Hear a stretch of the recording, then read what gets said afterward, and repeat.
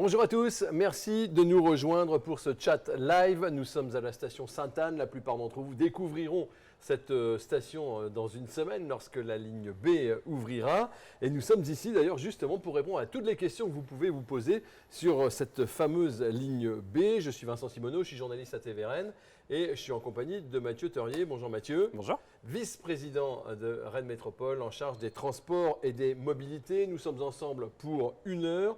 Vous pouvez nous envoyer vos questions sur le compte Facebook Star me parle ou également sur Twitter. Pareil, Star me parle et on essaiera autant que faire se peut, Mathieu, de répondre aux questions que vous nous enverrez. Des questions qui, je vous le rappelle, doivent être exclusivement consacrées à cette fameuse ligne B. En attendant la première d'entre elles, j'ai une question toute simple. La ligne B, elle est prête, Mathieu Teurier ? Prête à ouvrir, prête à fonctionner ? La ligne B, elle est prête à ouvrir et à fonctionner. Alors, c'est vrai que c'est important de le redire, hein, c'est des chantiers qui prennent du temps pour un métro. C'est une génération de travail, c'est plusieurs générations d'élus et il faut saluer le travail de celles et ceux qui, dès 2003, avaient commencé à lancer les études pour construire cette ligne B. C'est aussi beaucoup de personnes qui travaillent autour de cette ligne. Voilà, c'est l'aboutissement aujourd'hui d'un travail de 20 ans qui a connu aussi quelques aléas. On a été obligé d'annoncer quelques retards ces derniers temps, mais on voit bien que finalement, aujourd'hui, ces retards à l'échelle d'un projet de 20 ans, ils ne sont pas non plus si importants que ça. Et ce qui est important surtout, c'est que le 20 septembre, on va pouvoir vraiment utiliser cette ligne B puisqu'elle va pouvoir ouvrir dans des bonnes conditions de circulation. Et si vous tendez l'oreille, vous apercevrez sans doute derrière nous en fond sonore le bruit des rames de métro qui fonctionnent, qui sont testées. Enfin, elles ne sont plus en phase de test maintenant. Elles sont encore en marche à blanc, elles sont encore là en test jusqu'au 20 septembre où là on ouvrira effectivement en exploitation donc au public. Alors, J-7 avant l'ouverture, vous en avez déjà un peu parlé, Mathieu Teurier. Elle a été pensée en quelle année exactement, cette ligne B ? Dès l'après-ouverture de la ligne A. Donc en fait, les études d'opportunité, c'est même un peu avant, parce que la ligne A ouvre en 2002, début 2002. Et les études d'opportunité, donc les toutes premières réflexions pour ouvrir cette ligne B du métro, c'est dès 2001 jusque 2003. Et avec des décisions qui se prennent entre 2007 et 2013. Alors il y a beaucoup de phases d'études dans des projets comme ça, mais globalement c'est en 2013 que le Conseil de Rennes Métropole valide vraiment la construction de cette ligne B avec le matériel roulant, donc les nouvelles rames de métro que l'ensemble des métropolitains pourront découvrir prochainement. C'est en 2013. Et ensuite, il y a tout le temps du chantier et de la mise au point des rames de métro elles-mêmes, ce qui a pris du temps aussi. Alors vous parlez à un vieux journaliste qui a connu les débats de la première ligne de métro déjà. Alors c'était il y a très très longtemps et là, ça se battait entre les pros et les antis. Sur la deuxième ligne, il n'y a pas eu de bagarre. Non, il n'y a pas eu. Tout le monde a bien compris que la première ligne étant un tel succès, il en fallait une deuxième. En fait, le débat sur la première ligne, il était un débat par rapport à des enjeux financiers, mais aussi par rapport à comment serait l'évolution urbaine du territoire. Ce qui est important d'avoir ça en tête parce que les réseaux de transport en commun, en fait, ils viennent aussi anticiper les évolutions urbaines du territoire. Et c'est vrai qu'une fois que la ligne A a été choisie comme le mode de transport et qu'elle a été construite, il était assez évident en fait qu'une ligne B était nécessaire pour venir la compléter. Mais néanmoins, et on aura l'occasion d'en parler dans quelques semaines, il y aura un après ligne B. Ligne C ? Non, on sera sur des projets justement de trambus parce que le métro, c'est vrai que la grande force de la ligne A et de la ligne B à partir du 20 septembre, ça va être que 75% des habitants de la ville de Rennes seront à moins de 10 minutes à pied d'une station de métro. Ça va être aussi un gain pour l'ensemble des métropolitains puisqu'on va redéployer en fait des kilomètres de bus au profit de l'ensemble des habitants de la métropole. C'est plus 10% d'augmentation des bus pour l'ensemble des communes de la métropole. Pas neutre. Mais voilà, et cette ligne A et cette ligne B, elles sont venues répondre à une évolution de la population qui s'est concentrée beaucoup sur le cœur de métropole. Et on voit qu'aujourd'hui et aussi dans les années à venir, on a une évolution de la population qui se fait de manière assez équilibrée sur l'ensemble du territoire de la métropole. On a la chance d'avoir un territoire qui n'a pas de banlieue, qui a conservé justement des grandes continuités naturelles et agricoles. Et donc c'est vrai que quand les communes de première et deuxième couronne grandissent, il faut aller chercher les habitants qui vont là-bas. Donc c'est l'objectif notamment du redéploiement du réseau bus qui interviendra le 24 octobre de cette année, de renforcer l'offre de transport en commun pour ces communes. Et à plus long terme, c'est les projets de trambus qui viendront aussi répondre aux besoins de ces habitants. Métro 20 septembre, redéploiement des bus 24 octobre. 24 octobre. Les dates Exactement. qu'il faut retenir. Le 20 septembre, à partir de 5h15 du matin, vous pourrez emprunter la ligne B. Voilà, parce qu'on a une question de Caroline de Saint-Armel qui nous dit, qui vous demande, est-ce que l'ouverture de la ligne B est toujours bien prévue le 20 septembre? Oui, ça, il n'y a pas de souci. Bon, Caroline va être rassurée. Caroline peut être rassurée. Donc, on ouvre le 20 septembre. Le premier métro à 5h15. On sera quelques-uns à pouvoir accueillir les premiers voyageurs avec le café. Voilà, pour les plus matinaux. Et effectivement, la ligne B sera opérationnelle dès le 20 septembre avec, il faut le redire, une semaine de gratuité aussi sur cette ligne B pour permettre à l'ensemble des métropolitains de pouvoir venir la découvrir. Et effectivement, il y a une deuxième étape le 24 octobre où le réseau bus se redéploiera pour venir justement augmenter l'offre sur l'ensemble de la métropole. Vous avez bien entendu, une semaine de gratuité sur la ligne B, ce n'est pas une semaine de gratuité sur le réseau Star. Hein. Oui. Restons quand même. C'est sur la ligne B, oui, effectivement, pour, encore une fois, pour permettre, et on ne peut qu'inviter les habitants de Rennes Métropole à venir découvrir cette ligne, à venir tester aussi pour voir si c'est un bon outil de déplacement éventuellement alternative à leur voiture. Si jamais aujourd'hui ils sont obligés de se rendre au travail en voiture et qu'ils peuvent faire ce trajet en métro, c'est l'objectif de cette semaine de gratuité. Et puis on en parlera peut-être un peu après, mais la ligne B, elle est sur une dimension qui n'a plus grand-chose à voir avec la ligne A. Et la station notamment dans laquelle on est, elle a une dimension qui est incomparable avec la station Sainte-Anne de la ligne A. Ah oui, elle est magnifique cette station Sainte-Anne de la ligne B. C'est vrai que la première ligne, lorsqu'elle avait été mise en service, les gens montaient dans le métro comme ils allaient dans un manège à la fête foraine, et faisaient des tours comme ça. Sans doute, ça sera la même chose avec les petits qu'on peut mettre devant et qui ont l'impression de piloter la rame. Ça peut fonctionner comme moi, ça aussi. j'étais lycéen au lycée de la poterie, le lycée Descartes, au moment où la ligne A a ouvert. Et c'est vrai qu'en fait, comme on avait, c'est pareil qu'on faisait des chantiers longs, en fait, on entend parler depuis longtemps. Et on s'était approprié assez vite. Et moi, je fais le pari que ce sera le cas aussi pour la ligne B. En fait, elle est déjà installée dans le paysage. Alors, juste un mot quand même pour dire aussi que l'ouverture, à l'origine, était prévue un peu plus tôt.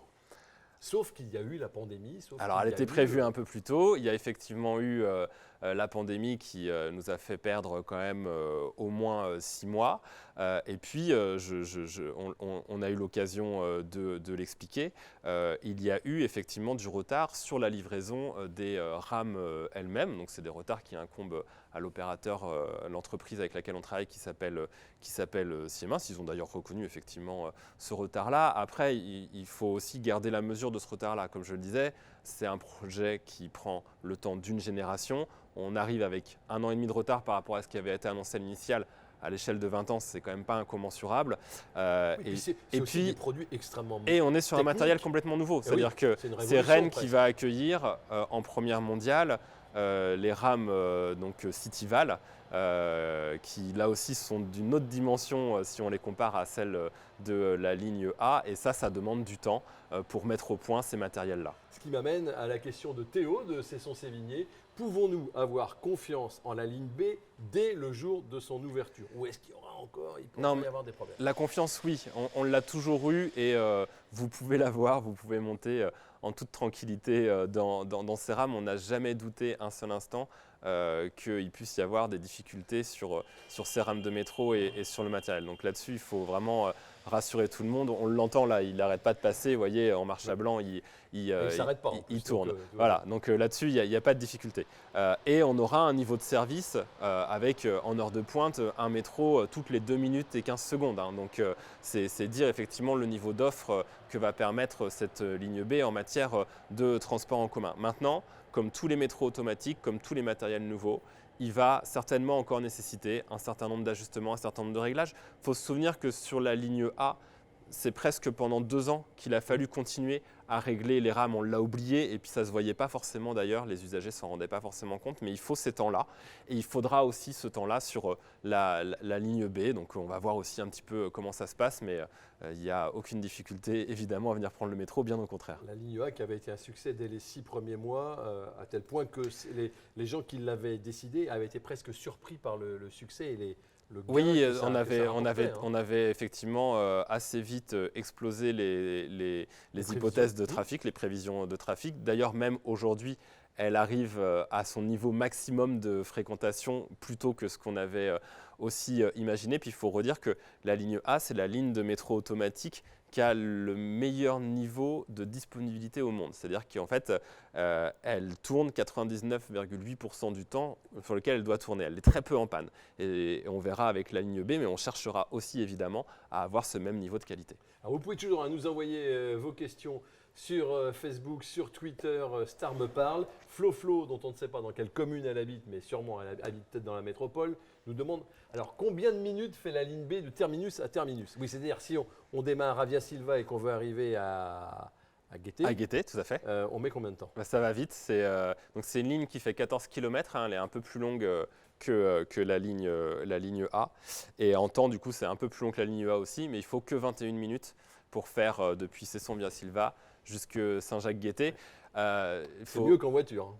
Ah, c'est imbattable. Et je pense même qu'à vélo. Donc, Aussi, ouais. oui. Je pense que c'est. Non, mais clairement, c'est la grande force en fait du métro automatique, c'est que c'est un transport en commun qui est confortable, qui est rapide. Vous êtes sûr qu'il y a une rame qui arrive dans les quelques minutes au moment où vous êtes sur le quai. Donc vraiment, on a un outil là qui nous permet de nous passer un peu plus de la voiture ou voilà, et d'utiliser plus effectivement ce mode de transport. Moi, j'ai eu l'occasion de le prendre à plusieurs reprises avec certains de vos confrères journalistes et je leur avais dit Qui ont trouvé que ça allait vite. accrochez-vous, voilà, accrochez-vous. Et ils ne m'avaient pas écouté. Au moment où c'est parti, ils ont compris pourquoi il fallait s'accrocher. C'est une vitesse commerciale qui est 36 km/h de vitesse moyenne sur le long de la station avec des pointes qui peuvent aller à 65 km/h. Donc effectivement, c'est tout l'intérêt de ce nouveau matériel et c'est aussi pour ça qu'en 2010, les élus avaient fait le choix d'aller sur un nouveau matériel et de ne pas reprendre le Val 208 qui est sur la ligne A. C'est parce qu'effectivement, on a des rames qui ont un niveau de vitesse, de confort et qui permettent aussi d'emporter plus de voyageurs.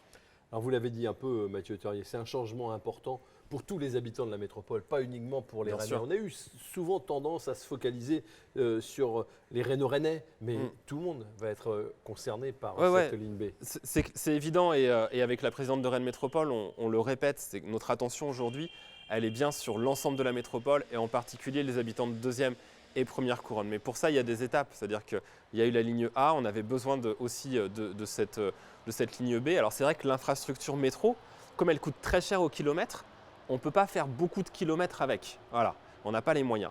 Donc elle est extrêmement performante en milieu urbain dense, c'est pour ça qu'elle est dans le cœur de métropole. La ligne B, elle va quand même desservir 3 communes, Cesson-Sévigné, Rennes et Saint-Jacques de la Lande, donc elle n'est pas Rhéno-Rennaise.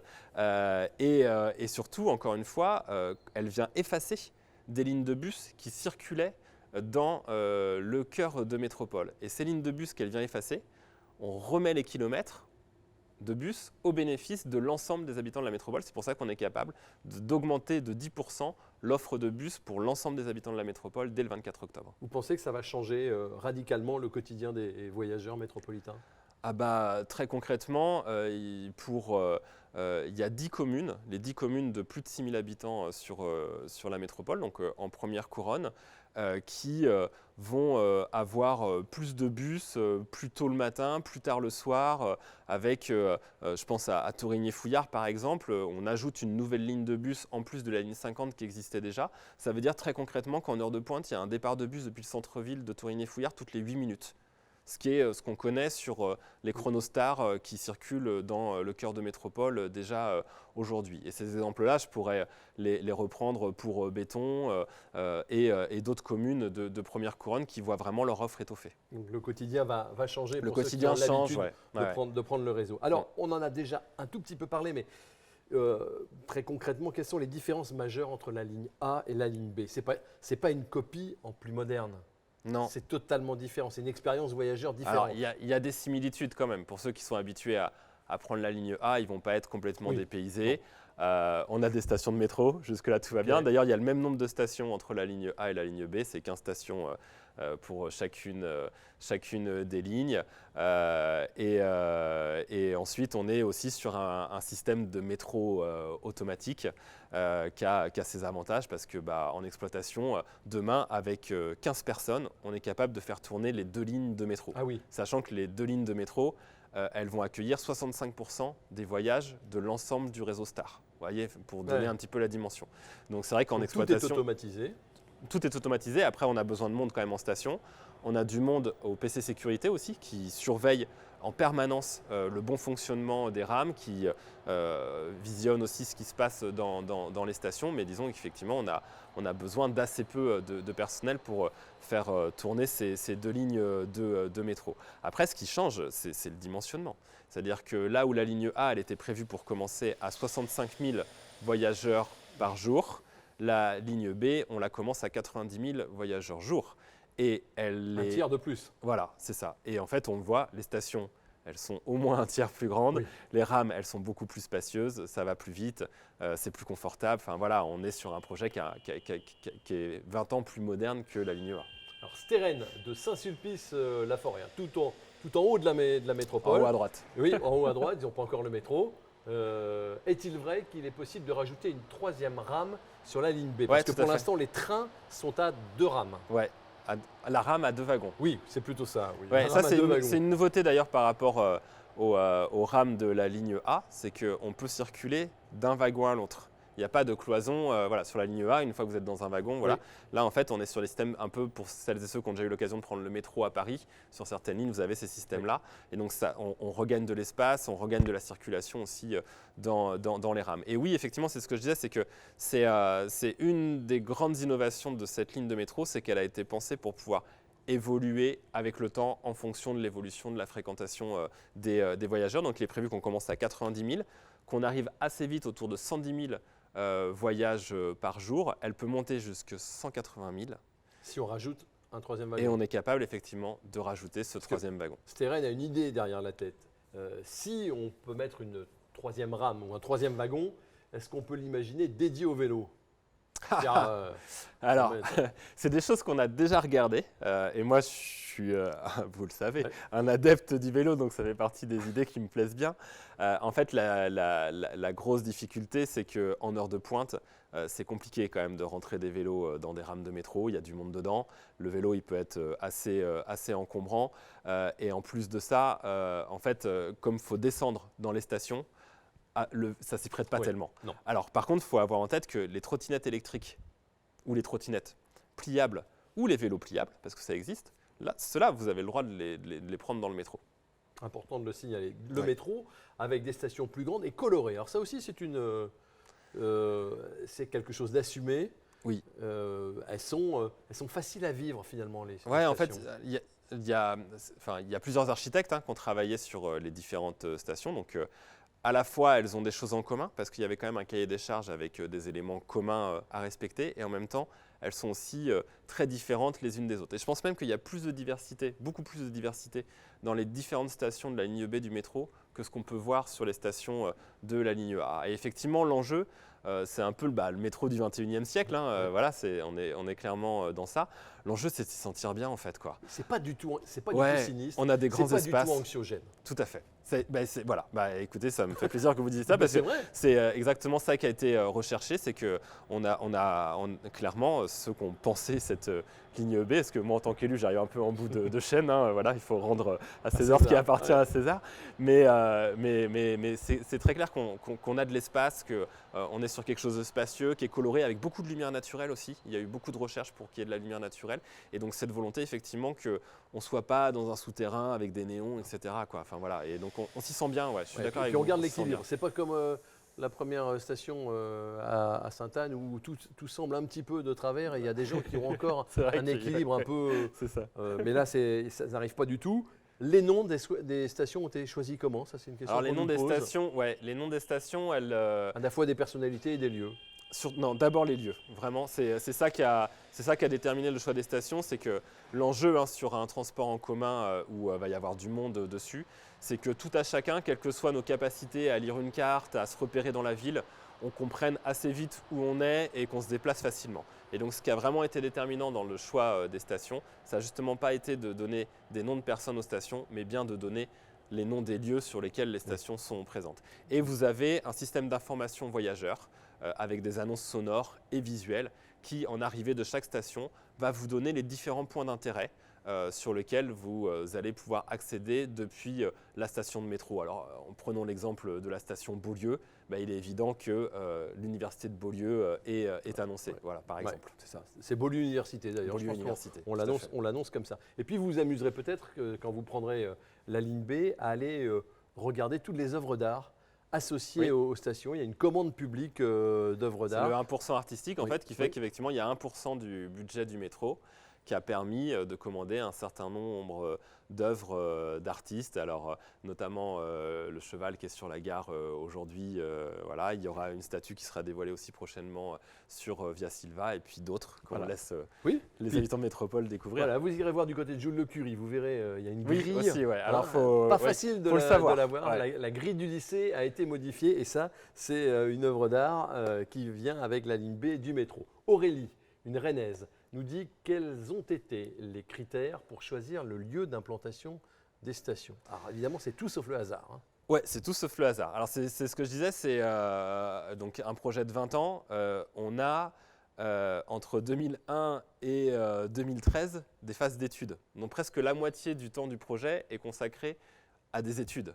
Voilà. Alors, projet sommaire, avant-projet définitif, des mots techniques comme ça. C'est ça, exactement. Certains ont connu. Alors évidemment, dans ces études, il y a des études d'infrastructure en tant que telles, comment est-ce qu'on creuse le tunnel, voilà. Et puis il y a quel est le tracé le plus optimal pour cette ligne B. Alors ce qu'on regarde en fait, c'est un terme un peu barbare, vous me l'excuserez, ce qu'on appelle les P+E. Oui, ça oui, c'est barbare. Voilà. C'est le potentiel, population et emploi. Et donc une ligne de métro, elle vient là où il y a de la population et des emplois. Sachant qu'évidemment, quand on fait les études en 2001, on projette ce que sera la population dans 30-40 ans plus tard. Donc la ligne B du métro, elle a été pensée pour venir répondre aux besoins du territoire tel qu'il est aujourd'hui et qu'il sera à l'horizon 2030-2040. Tel qu'il a été pensé en 2001. Voilà, exactement. D'accord. Il faut rappeler que la ligne B, ce qui est une de ses spécificités aussi, elle est venue anticiper d'ailleurs des projets urbains parce que Via Silva est un quartier qui est déjà bien avancé mais qui est encore en construction. Et donc la ligne de métro, quelque part, elle a même précédé le démarrage de ce quartier-là et c'est valable aussi sur le quartier Kourouz. Donc en fait, ce qui détermine effectivement le tracé de cette ligne B du métro, c'est à quel point elle va être le plus utile au plus grand nombre de personnes. Alors, il y a plein de gens qui arrivent, qui viennent sur ce chat live pour poser des questions sur la ligne B. Ethan, lui, vient d'arriver parce que s'il était venu il y a 10 minutes, il aurait entendu votre réponse. Mathieu, quelle sera la vitesse maximum d'une rame sur la ligne B? Donc elle peut monter jusqu'à 65 km/h en pointe. Et en vitesse moyenne, elle est à 36 km/h. Voilà, donc en vitesse commerciale, quand on prend la ligne B, c'est… en moyenne, on fait 36 km/h avec les temps d'arrêt en station qui sont compris. Michel de Pompéan, en combien de temps on va de la station Sainte-Anne à la station Les Gailleuls? Alors attention, chrono. Une petite dizaine de minutes. Facile. Très bien. Michel va être ravi de le savoir. Une question plus technique peut-être là. C'est le maillage de tous les transports collectifs de la métropole qui est repensé avec l'arrivée de la ligne B. Comment ça s'articule? Ligne A, ligne B, réseau bus, la philosophie de base, c'est quoi? Alors en fait, on va retrouver un peu la philosophie qui a été celle de la construction du réseau Star déjà à un moment de l'arrivée de la ligne A. En fait, on va venir favoriser les connexions des lignes de bus vers les lignes de métro. Parce que le métro, encore une fois, il a un gros avantage, c'est qu'il ouvre à 5 h du matin, il ferme à minuit 45, voire parfois à 1h30, 4 jours dans la semaine. En fin de semaine, il ferme plus tard. Il a un niveau d'ouverture, il est ouvert presque 20 h sur 24 en fait. Il n'y a pas plus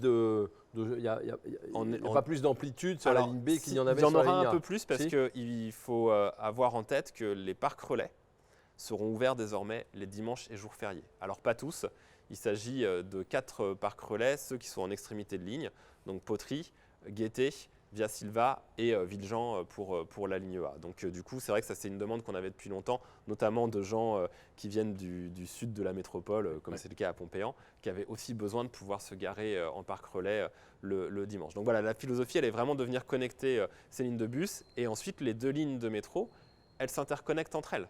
Il y a une connexion possible à Sainte-Anne entre la ligne A et la ligne B. Vous n'avez pas besoin de sortir sur la place Sainte-Anne. La connexion, elle se fait d'une station à l'autre directement en souterrain. Vous avez la même chose à Gare, là aussi où les 2 stations viennent communiquer.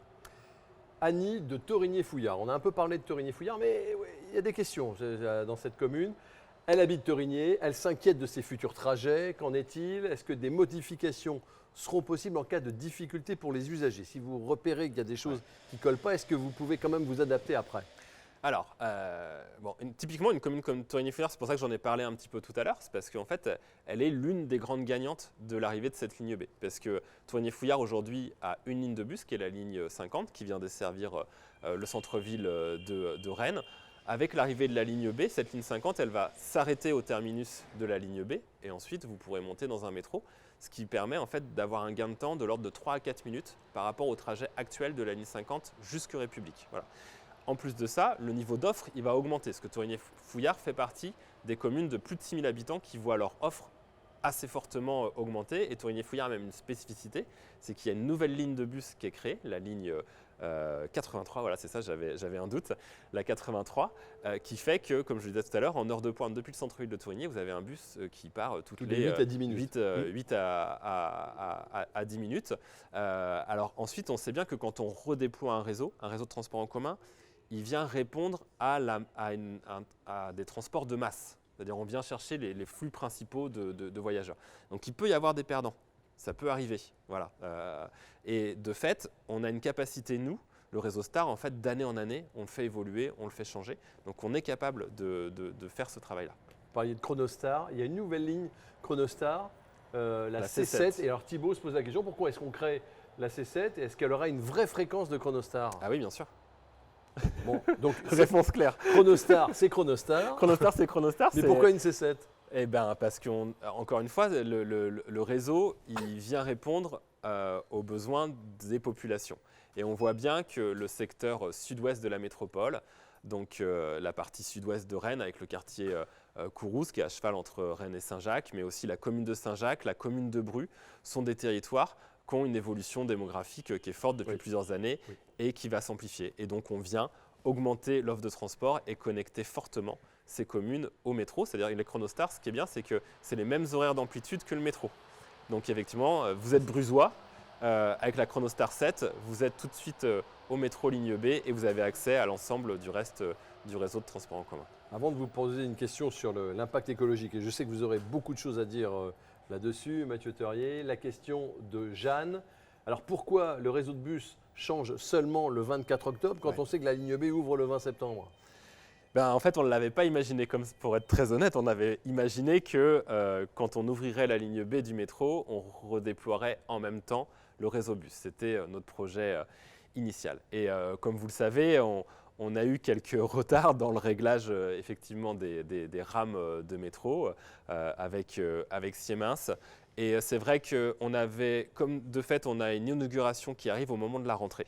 Sur le mois de septembre, en fait, on a une surfréquentation de tous les réseaux de transport, que ce soit la rocade, que ce soit le réseau de transport en commun, bus, métro. Voilà, on a une surfréquentation qui est liée à la rentrée. Et du coup, on avait un peu peur qu'en faisant l'inauguration, plus le redéploiement du réseau bus en même temps, au 20 septembre, on charge complètement le réseau et que s'il y a des problèmes, on ait des problèmes importants avec des difficultés à circuler. Et des retards. Et donc du coup, on a préféré être un peu prudent et donc redéployer le réseau bus le 24 octobre, ce qui correspond au moment des vacances de la Toussaint, où justement on est dans un moment où la fréquentation du réseau de transport en commun se calme un peu. Et donc ça nous permet de faire les choses plus calmement et de bien accompagner les usagers dans ce redéploiement. C'est très clair comme réponse, comme toutes vos réponses d'ailleurs, aucun problème. Est-ce qu'on mesure l'impact écologique? Là, je sais que ça vous tient à cœur, parce que c'est votre famille politique de base, Mathieu Teurier. La ligne B, ça a été pensé pour qu'il y ait le moins d'impact possible? Je crois qu'encore une fois, c'est bien ce que les élus, au début des années 2000, quand ils se projettent dans cette ligne B, ont aussi en tête. c'est que le métro, il vient bien apporter une alternative à la voiture individuelle. La voiture individuelle, aujourd'hui, on le sait, c'est 40% des émissions de gaz à effet de serre sur le territoire de Rennes Métropole. On n'est pas encore complètement sorti de l'été, hein. Vous comme moi, vous aviez chaud tout à l'heure. Oui. On est, lourd, hein. voilà, on est le 13 septembre et on a des températures qui sont encore une fois assez exceptionnelles. Donc on voit l'enjeu qu'il y a à apporter des réponses concrètes pour lutter contre le dérèglement climatique. Alors, dans les années 2000, ils n'avaient pas forcément le dérèglement climatique en tête, encore que, mais ils avaient déjà en tête le fait que le transport en commun, c'était moins de pollution, c'était des économies d'énergie et c'était aussi une solution de transport peu coûteuse et donc qui s'adresse au plus grand nombre. Donc le métro, très concrètement, il vient enlever 50 000 voitures par jour Comment on mesure en ça? circulation. Alors, c'est des estimations. On a des modèles de trafic, en fait. On a des outils assez pointus qui fonctionnent bien. Et donc, du coup, on est capable de simuler ce que sera le trafic voiture dès lors qu'on aura ouvert la ligne B, redéployer le réseau. Voilà, c'est des outils qu'on utilise, nous, au quotidien, pour voir quel type d'aménagement il faut faire. C'est beaucoup, 50 000. Hein. 50 000 voitures, ça va donner de l'air. C'est presque 10% du trafic voiture qu'on a au quotidien, notamment pour les trajets domicile-travail. Donc, ça, c'est le premier impact. Ouais, c'est un impact très concret, Oui. effectivement, parce que 50 000 voitures en moins, c'est autant d'émissions de gaz à effet de serre en moins, c'est autant de particules fines dans l'air en moins, et donc c'est autant de pollution en moins. Et en plus, c'est des économies d'énergie, parce que les voitures, elles consomment de l'énergie, et évidemment, la consommation qui est liée au métro est bien moindre que la consommation des 50 000 voitures qu'on va enlever. Donc, parce que ça consomme quand même le métro. Ça consomme quand même. Ça consomme de l'électricité. Les stations, elles sont allumées, ils consomment. Voilà. Par contre, le gros avantage, c'est que, vous l'avez dit, ça consomme de l'électricité. Et le prix de l'électricité s'envole. Oui, mais ça ne consomme pas du pétrole. L'électricité, on est capable de la produire de façon complètement décarbonée. Et de fait, il y a un enjeu d'électrification de nos mobilités, justement pour les décarboner. Avec l'arrivée de la ligne B du métro, en plus de la ligne A, plus l'arrivée des bus électriques qui vont aussi être mis en service dans quelques mois, c'est plus de 2 tiers des trajets sur le réseau de transport en commun, sur le réseau Star, qui seront électrifiés. Voilà. Alors je disais pour la blague, si vous voulez monter dans un Mercedes électrique, il faut que vous preniez un bus de la Star demain. Voilà. Oui. Mais c'est ça, c'est qu'effectivement, on est précurseur aussi de l'électrification de ces mobilités-là. Et puis un dernier point quand même, c'est qu'avec le chantier du métro, on avait des obligations à venir renaturer un certain nombre de secteurs. Ce qu'on appelle de la compensation. C'est ça. Sauf qu'on a fait beaucoup plus que de la compensation. On avait une obligation de recréer 9 hectares en compensation. On a fait 35 hectares de secteur naturel sur Prévalet et surtout, et celui-là il me tient vraiment à cœur parce que j'invite vraiment les habitants à aller voir, dans le cœur du campus de Beaulieu, on a renaturé un ruisseau qui était enterré, le ruisseau de la Puletière. Et l'ensemble du cœur du campus de Beaulieu a été renaturé avec le ruisseau et une zone humide tout autour qui fait que c'est un vrai plaisir. Ouais, il y a un cheminement piéton qui va jusqu'à la station de métro et qui dessert l'ensemble du campus. Et c'est un vrai plaisir aussi de pouvoir s'y promener. On va le découvrir, ce ruisseau de la Puletière, c'est ça? De la Puletière, oui. D'accord. On attend un reportage de TV. Mais oui, je vais m'en occuper. Est-ce que, comme on a creusé profond, on n'aurait pas pu s'en servir pour faire, je ne sais pas moi, de la géothermie par exemple? Ah bah oui, c'est vrai que j'en ai pas parlé. Vous faites. On l'a fait. Pour du vous coup. dire. Voilà, c'est ça. Non, mais effectivement, c'est vrai que c'est aussi un peu la bonne idée. C'est que, alors, il y a 2 volets. C'est que sur les stations de métro, et ça aussi, je trouve que c'est un élément important et qui est un marqueur pour moi du projet territorial depuis de nombreuses années maintenant, c'est que les stations de métro, sur les espaces des stations de métro, il était prévu qu'il y ait des constructions de logements sociaux, ce qui a été fait. Oui. Et du coup, on a profité du métro aussi pour faire du logement social Sainte-Anne, et pour faire du logement social à Saint-Germain, en plein centre-ville. Oui. Voilà. Et ça, c'est quand même extrêmement important aussi dans cette volonté de solidarité à l'échelle territoriale. Et effectivement, vous avez raison, il y a un certain nombre de ces nouveaux logements sociaux qui sont connectés directement en géothermie avec les stations de métro, ce qui permet effectivement en fait, d'abaisser radicalement les coûts de chauffage et de réaliser aussi évidemment des économies d'énergie. Alors l'écologie, c'est aussi peut-être le bruit. Et là, ces temps derniers, il y a des gens qui sont à côté du viaduc qui disent Ça fait un peu de bruit quand même, Ouais. le métro. Il faut qu'on vive avec ça. Nous, dans nos jardins, on voit passer des rames toutes les 2 minutes. Bah, en fait, alors, cette situation, effectivement, on est en train de la regarder avec ses habitants. En fait, c'est un peu la queue de comète d'un débat qui avait été très fort en 2010, au moment des études, où justement sur le quartier des Longchamps, donc dans Rennes, les habitants souhaitaient plutôt que le métro… C'est la partie où il y a le viaduc. Hein. Voilà, la partie où il y a le viaduc au niveau de Beaulieu Université, de la Talente et de Via Silva. Et les habitants à l'époque avaient demandé à ce que le métro soit enterré et ne soit pas en viaduc. À l'époque, il y a des choix qui avaient été faits, notamment pour des raisons aussi financières. Le viaduc, ça coûte moins cher que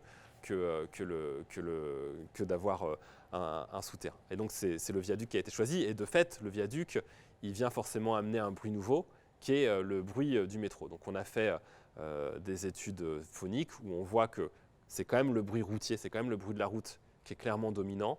On a un matériel avec ce nouveau métro qui a un niveau de bruit qui est beaucoup plus faible si on le compare et à la ligne A et aux autres métros qui peuvent exister par ailleurs dans le monde. On a déjà fait des renforts phoniques le long du viaduc qui avaient été anticipés déjà à l'époque, au moment où on a pensé la construction du viaduc. Ceci dit, on voit effectivement que clairement pour ces riverains, il y a une nouveauté, il y a un bruit qui est nouveau et on va essayer de trouver des solutions complémentaires pour venir encore atténuer le bruit.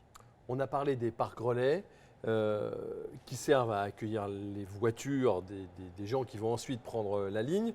Il y a combien de parcs relais ? Trois nouveaux parcs relais sur la ligne B, c'est 3 Ouais. nouveaux parcs relais, donc Gaîté, Gailleul et Via Silva. C'est combien de voitures au total ? donc 2000 places.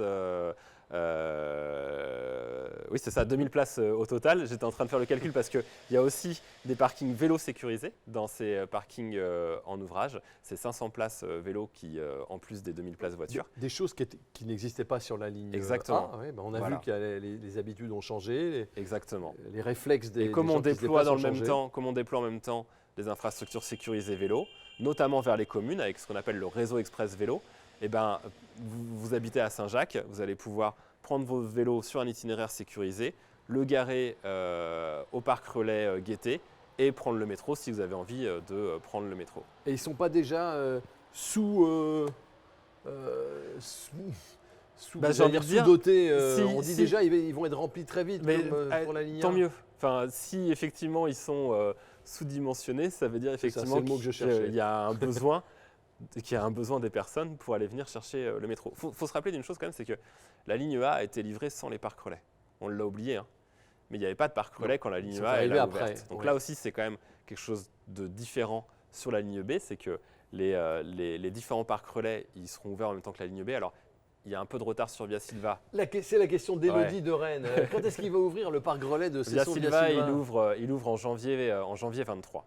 On a eu un peu de retard sur le chantier, mais en attendant janvier C'est 23, lié à une défaillance d'entreprise, ça Oui, ouais. exactement. Vous y êtes pour rien. Bah là, clairement, Bah non. non, mais oui, non, mais c'est ça. Mais il faut aussi le dire quand c'est pas de la Oui, c'est faute ça. de Il y a eu des gens. une défaillance d'entreprise qui nous a fait perdre effectivement du temps. Donc en janvier. En janvier 23. Mais D'accord. en attendant janvier 23, on a trouvé une solution provisoire.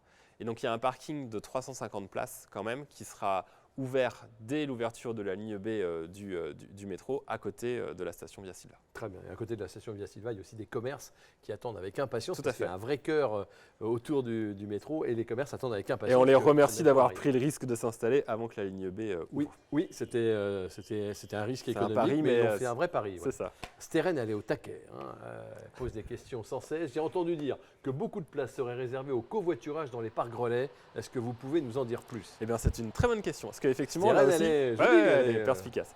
Il y a, effectivement, ça, c'est aussi une nouveauté de la ligne B. C'est qu'on a testé, je pense que ça va être une première en France. On a testé déjà sur le parking Préal, pour ceux qui connaissent, qui est à côté de Beauchardonnay, depuis plusieurs années, un système qui nous permet, en fait, c'est des systèmes de détection de silhouettes qui nous permettent de voir combien de personnes il y a dans une voiture. Et donc, c'est des systèmes qui sont installés sur les 3 parcs relais de la ligne B et qui nous permettent de voir si les gens sont en convoiturage ou pas. Et donc, à partir de là, on est capable de réserver quelques places, voire l'intégralité du parc relais aux covoitureurs. L'idée, c'est quoi ? L'idée, c'est de donner un avantage à ceux qui partagent leur voiture. Alors, dans un premier temps, on sera sur 15-20% des places qui seront réservées à des covoitureurs. Et puis avec le temps, on verra si cet objectif-là, on le fait évoluer. On est encore ensemble pour 20 minutes dans ce chat live consacré à la ligne B du métro. Beaucoup de questions. Alors je ne sais pas vous, Mathieu Therrien, mais j'ai l'impression qu'il y a beaucoup de femmes qui se posent des questions. Voilà maintenant une question de Maude qui nous demande pour quelles raisons les parcs relais ont été implantés intra-rocade et non pas de l'autre côté de la rocade. Ouais. Je pense que Maude, elle a une idée quand elle circule du côté de Gaîté. C'est une question récurrente, effectivement, parce que c'est un peu contre-intuitif. On se dit, bah ouais, mais ça va venir charger la rocade parce qu'en fait, il faut aller sur la rocade pour venir accéder à ces parcs relais. En fait, c'est ce que je disais tout à l'heure, c'est que le métro automatique, c'est un super outil de transport en commun pour irriguer le cœur de la métropole. Par contre, comme il coûte très cher au kilomètre, eh ben, c'est compliqué de le sortir de la rocade. Donc, de fait, il est circonscrit à l'intérieur de la rocade et donc les parcs relais viennent sur ses extrémités. Mais on voit bien que les 2000 places, vous le disiez vous-même, elles vont être remplies assez vite. Oui. Et encore une fois, le projet Ligne B, ce n'est pas la fin de l'histoire. C'est que dès décembre, et on aura l'occasion d'en reparler, je pense aussi avec la présidente de Rennes Métropole. Il y aura des décisions politiques. Dès décembre, on viendra voir les habitants pour commencer à leur présenter les projets de trambus. Et avec les projets de trambus, il y a le positionnement de nouveaux parcs relais qui seront eux positionnés en extra-rocade le long de la première couronne métropolitaine. Les trambus, juste comme ça, même si on sort un petit peu de la ligne B, ça partira vers où? Alors les trambus, donc déjà ça ressemble à un tramway, mais c'est des bus, c'est pas un tramway, voilà. Mais c'est l'idée du tramway avec des matériels roulants qui sont simplement un peu différents.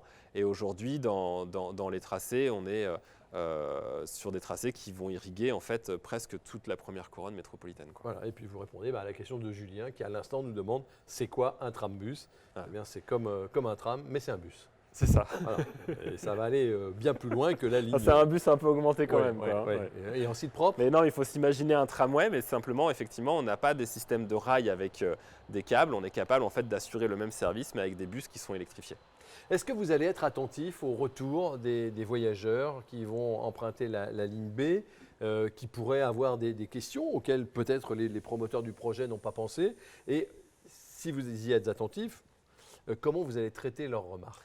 Je pense que évidemment c'est une des marques qu'on essaye de mener sur l'ensemble de nos politiques, avec la fabrique citoyenne pour ce qui est de la ville de Rennes, mais sur le réseau bus métro, justement pour voir si on ne s'était pas trompé dans la façon dont on va redéployer les bus le 24 octobre. On avait fait une grande consultation. Alors c'était au moment du Covid, donc ça s'était fait sur Internet, mais il y a 15 000 personnes qui avaient participé à cette consultation quand même. En même temps, les gens étaient chez eux. Oui, qu'est-ce que je vais faire pour moi m'ennuyer? Je vais répondre à la question. Ouais. Ils ont bien fait de venir s'intéresser à ça. Et déjà à l'époque, on avait adapté ce que sera le nouveau réseau le 24 octobre. On l'avait déjà ajusté par rapport à ce qu'on avait imaginé dans un premier temps. On avait vu qu'on avait raté des choses. Et donc, du coup, on a recréé des lignes scolaires, par exemple. Voilà, on avait ajusté un certain nombre de choses.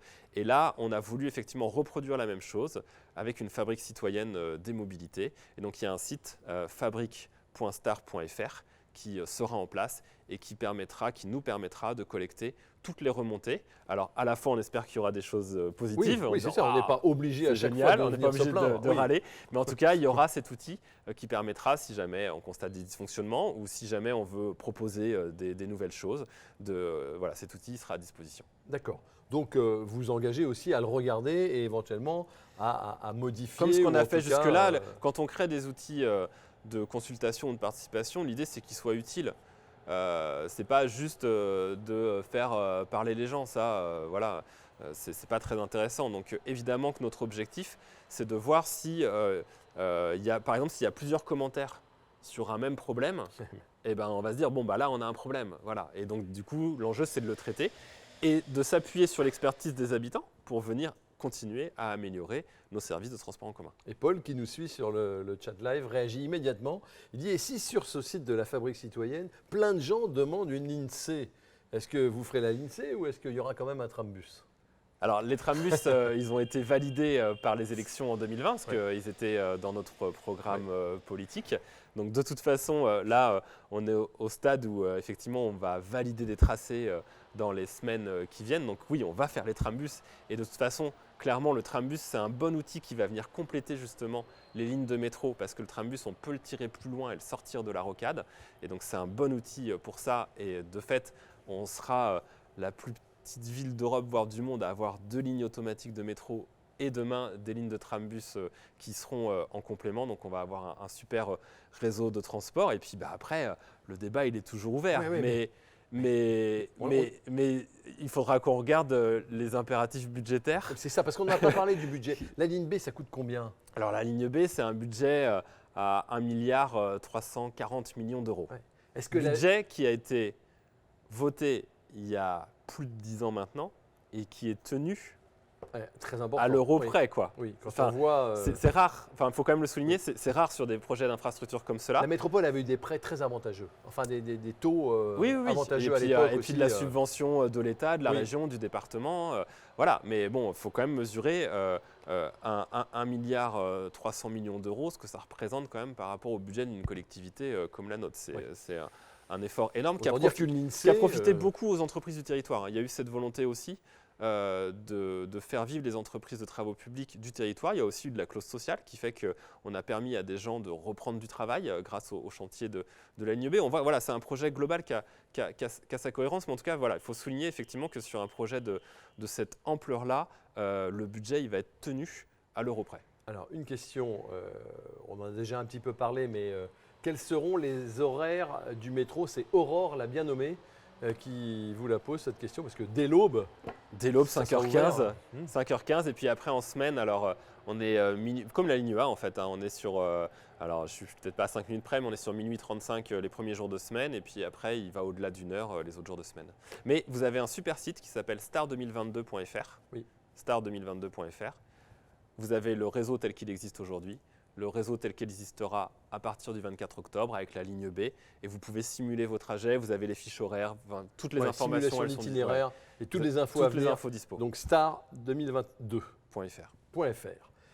Dans 7 jours, l'ouverture, c'est un événement qui mérite bien une fête. Oui. Qu'est-ce qui est prévu pour accompagner l'ouverture de la ligne B? Il y aura évidemment des temps de visite alors avec la presse, avec les acteurs économiques du territoire, les associations aussi qui nous accompagnent dans ce projet-là.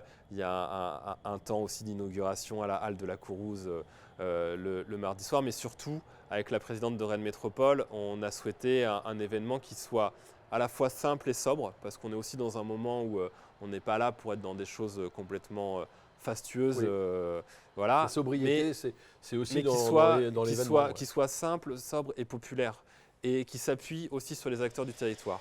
Et donc, il y a cette semaine de gratuité qui permet encore une fois à tout à chacun, et j'invite vraiment les habitants de la métropole à venir voir ces stations et à emprunter les rames de la ligne B.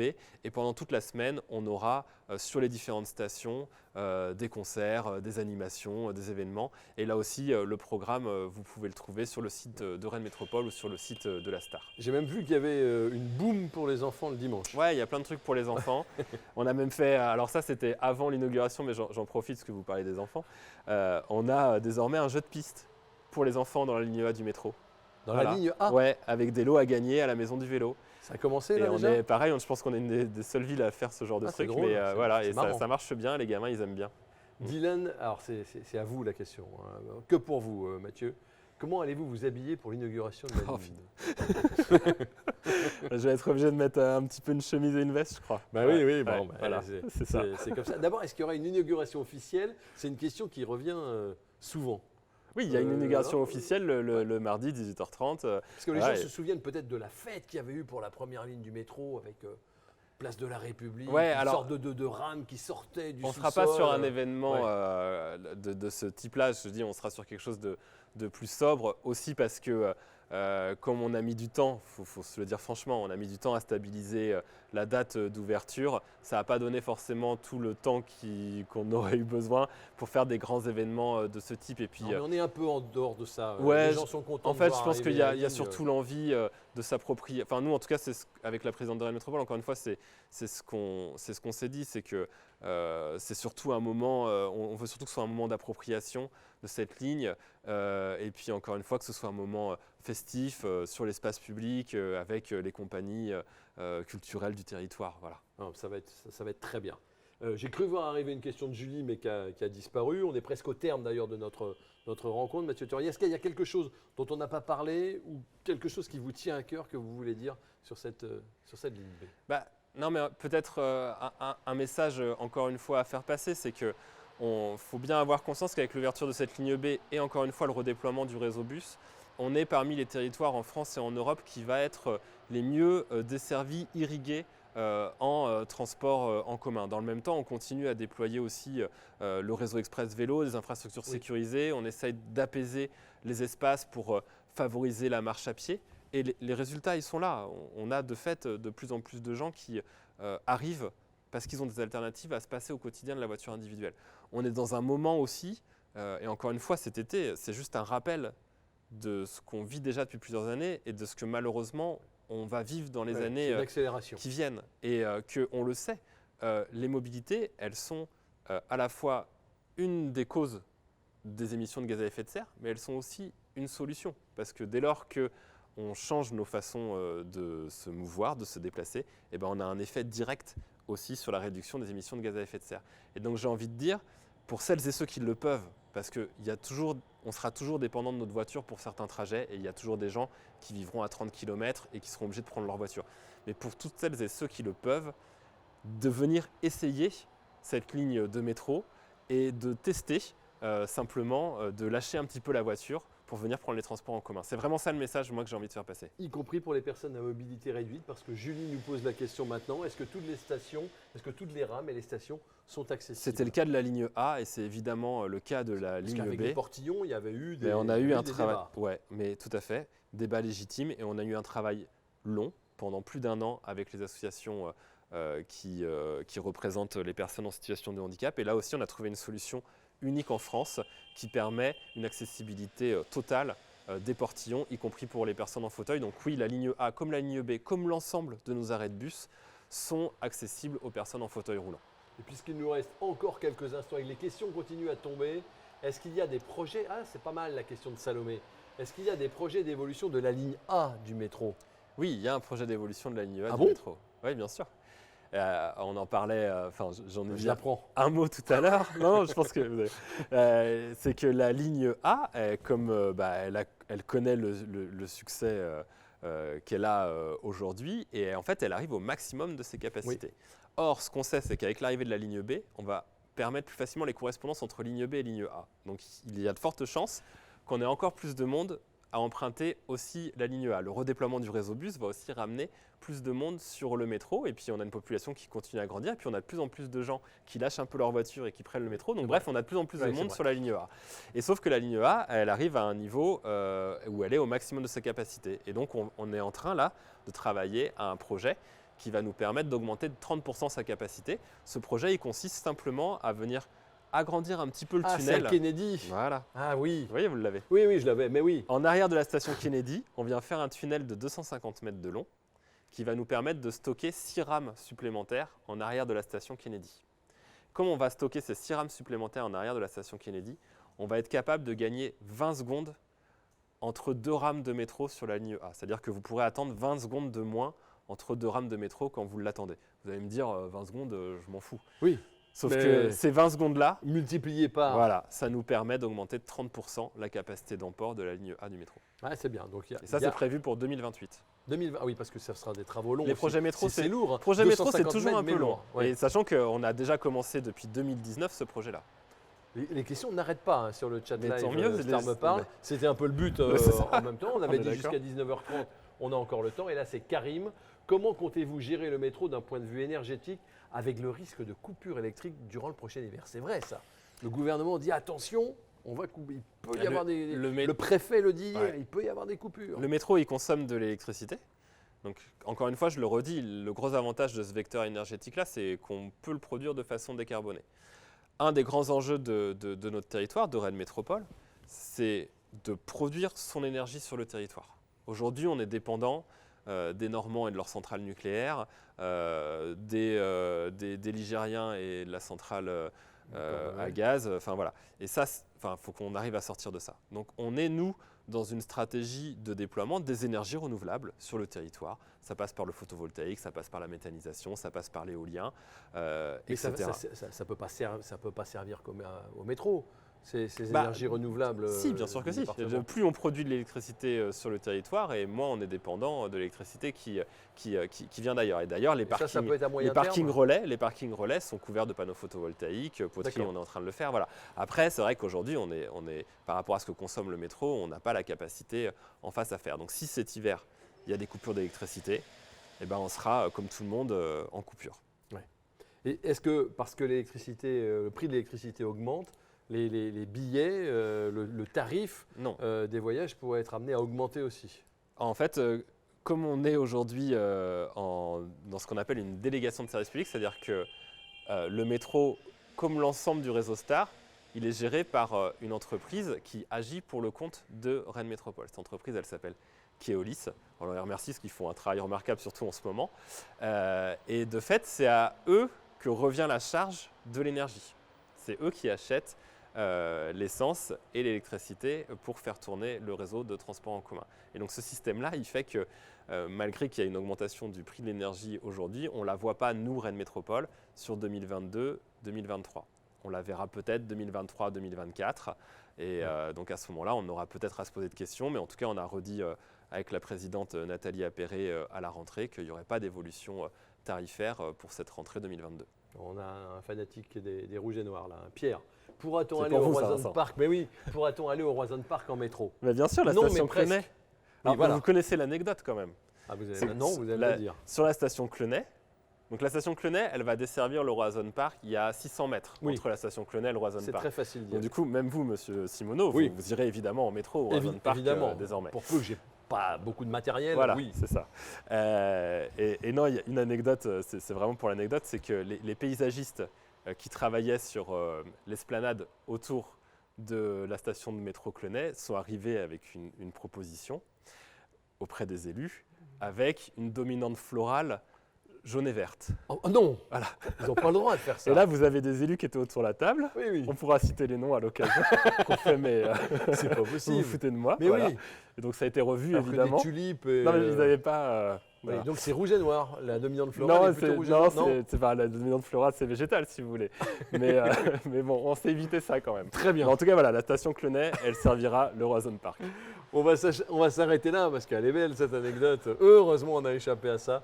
Merci en tout cas Mathieu Teurier d'avoir répondu à toutes ces questions pendant une heure. Merci à vous de les avoir posées. Elles étaient très nombreuses, elles étaient pertinentes. Si vous en avez d'autres, Mathieu Teurier l'a dit, il faut aller sur le site star2022.fr avec beaucoup d'infos, avec des simulateurs d'itinéraires. Vous ne perdrez rien. Et puis surtout, rendez-vous dans 7 jours maintenant pour l'ouverture de la ligne B du métro rennais. Ça sera gratuit pendant une semaine. Il faut vraiment en profiter et vraiment aller découvrir, s'approprier les 15 stations de la ligne. Ça va être un vrai succès. On en est intimement persuadé. Merci à vous d'avoir été fidèles à ce chat live et à très bientôt.